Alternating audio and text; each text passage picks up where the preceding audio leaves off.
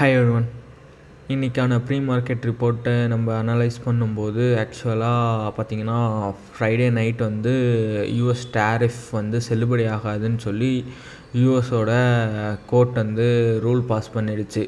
So Friday night கிட்டத்தட்ட 300 points positive இருந்துச்சு gift Nifty. ஆனால் சாட்டர்டே ஈவினிங் வந்து ட்ரம்ப் வந்து இல்லை, நான் எல்லாருக்கும் வந்து 10% டேரிஃப் என்னால் போட முடியும் வித் திஸ் ரூல் அப்படின்னு சொல்லி சொன்னார். அதுக்கப்புறமா 10%லேருந்து 15%ன்னு சொன்னார்.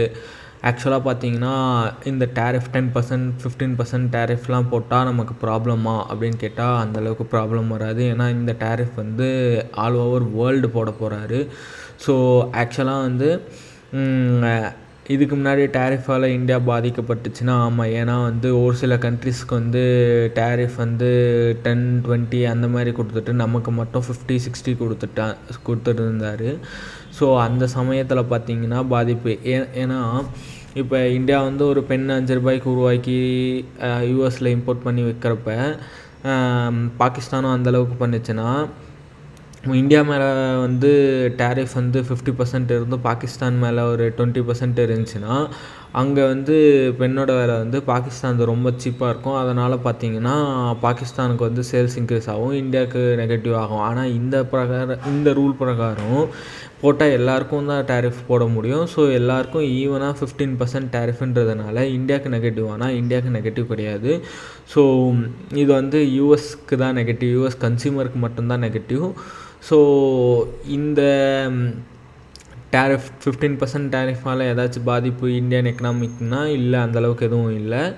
அதர் தென் தட் ஆக்சுவலாக இந்தியாவுக்கு வந்து பழைய 50% டேரிஃப்லேயே அந்தளவுக்கு பிரச்சனை கிடையாது இந்தியன் நிஃப்டி 50க்கு. ஏன்னா பார்த்திங்கன்னா நிஃப்டி 50யோட வெயிட்டேஜான கம்பெனிஸ் 50% கிட்டத்தட்ட ஐடி செக்டாரும் ஃபார்மா செக்டாரும் கம்பைனாக இருக்குது. 30% வந்து பேங்க் இருக்குது. யூஎஸ் அந்த பழைய டீல்லையுமே வந்து ப்ராடக்ட்டுக்கு மட்டும்தான் அவங்களால டேரிஃப் வர முடியும், சர்வீசஸ்க்கு போட முடியாது. ஸோ ஐடி கம்பெனிக்கு எந்த டேரிஃபும் இல்லாமல் தான் இருந்துச்சு. ரெண்டாவது அவங்க வந்து ஃபார்மாவுக்கு எக்ஸாமின் தான் கொடுத்து வச்சுருந்தாங்க.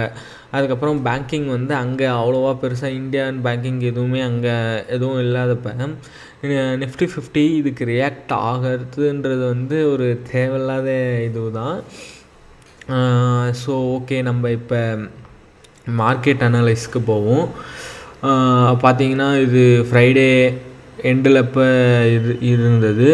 கிஃப்ட் நிஃப்டி பார்த்திங்கன்னா 120 பாயிண்ட் நெகட்டிவாக தான் காமிக்குது. ஏன்னா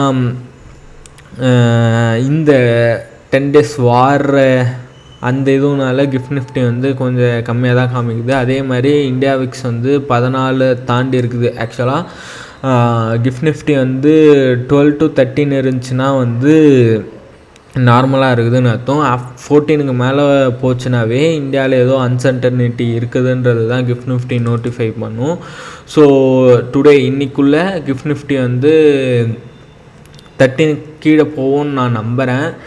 ஏன்னா யூஎஸ் வந்து ஈரான் மேலே அவ்வளோ சீக்கிரமாக வந்து வார் டிக்ளேர் பண்ணுறதுன்றது வந்து அந்தளவுக்கு இது இல்லை. ஏன்னா ஆல்ரெடி ட்ரம்ப் வந்து அந்த கோர்ட் இதுவில் தோற்றதுனால அவர் மேலே அந்தளவுக்கு அதிருப்தி இருக்கிறதுனால ஓரளவுக்கு அவருமே வந்து வார் டிக்ளேர் பண்ணுறதுன்றது வந்து கம்மி தான். ஆக்சுவலாக பார்த்திங்கன்னா இந்த வீக்லியே வந்து 12 ரூபாயிலிருந்து 14 ரூபாய்க்கிட்ட டக்குன்னு ஏறி இருக்குது. இது வந்து கொஞ்சம் நெக்ஸ்ட்டு அப்கமிங் ட்ரேடிங் செஷன்ஸில் வந்து இது கம்மியாகிறதுக்கான சான்சஸ் அதிகமாக தான் இருக்குது.